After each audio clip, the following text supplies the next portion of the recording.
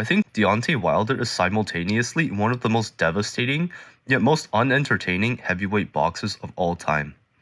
In modern heavyweight boxing, few boxers are as feared as Deontay Wilder.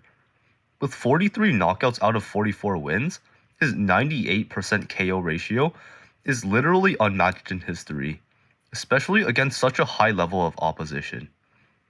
However, while his boxing prowess is clear, opinions on his fight's entertainment value differ due to his polarizing style.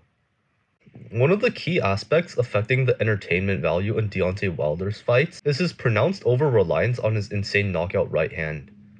It's no secret that Wilder's strategy often revolves around landing that one decisive blow that can end a match in an instant. However, as a result, his fights often showcase a lack of diversity in strategy. Instead of employing a varied approach that involves combinations, footwork, and adjusting to what your opponent is doing, we get the same game plan from Wilder every single fight. Throw the straight right whenever you can. While this strategy obviously works for Wilder given his 98% KO ratio, it comes at the cost of predictability and excitement for the fans. Imagine watching a chess match where one player relentlessly pursues a single move, disregarding the intricate dance of the game and paying no heed to what his opponent is doing. And then they somehow win anyway. That's what it feels like watching a Wilder fight. It feels like Wilder doesn't respect the intricacies of boxing. But yet he still wins due to nothing but his natural power. Not out of his sheer grit, not out of clever strategy, but only due to his God-given genetic gifts. Wilder can lose round after round, but it doesn't matter because 98% of the time he will KO his opponents anyway, and the fight will never go to the scorecards.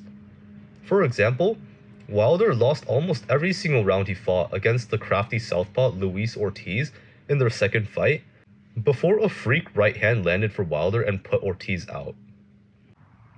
It's frustrating to watch Wilder, especially when he's facing a determined underdog who's giving the fight his all. And then in the blink of an eye, a Wilder right hand grazes their jaw and they go out cold instantly. It's almost unfair.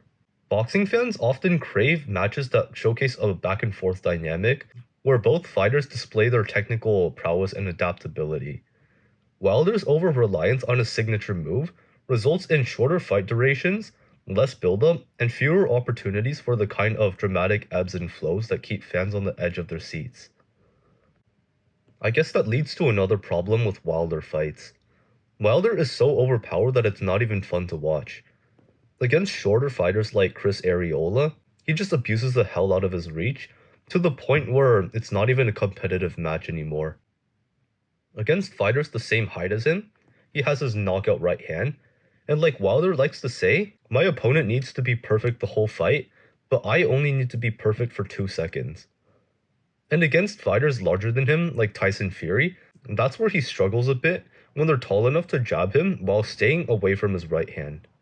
But even against Tyson Fury, Wilder managed to knock him down several times, which is saying a lot. It's unfortunate for Wilder because his seeming invincibility has led to another problem.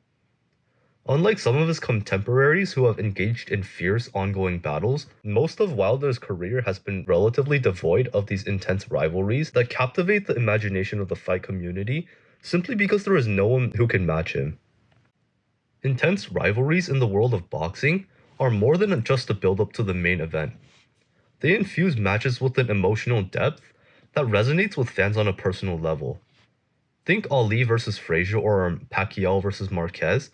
These clashes of titans transcend the sport itself, becoming cultural phenomena. Rivalries serve as narrative that unfolds over time, adding layers of intrigue that extend beyond the ring and into the hearts of the spectators. However, rivalries do require the two fighters to be somewhat evenly matched. And evenly matched is a hard ask for Wilder. Since Wilder knocked out basically everyone who fought him before he fought Fury, none of Wilder's previous opponents even came close to being labeled as Wilder's rival. And even though all this makes it sound like Wilder is our generation's version of Mike Tyson or something, Wilder's actually the opposite. Mike Tyson was the smallest man in his division back in the day, and had to rely on pure skill to make his way to the top of the division. He knocked out men far larger and more powerful than him with his brilliant footwork, positioning, and head movement. In contrast, Wilder is taller than probably 80 or 90% of his opponents and made it to the top of his division with pure genetic gift.